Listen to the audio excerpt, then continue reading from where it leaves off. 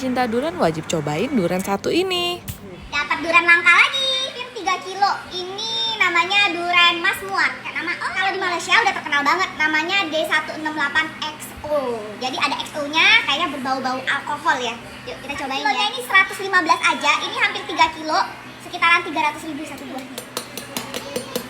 Menjanjikan dan wangi.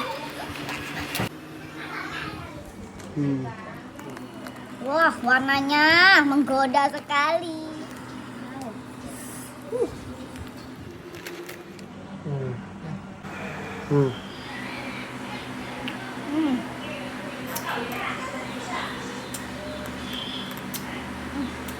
Bijinya super kecil, super creamy, manisnya ada, rasa alkoholnya ada, kayak rasa XO gitu.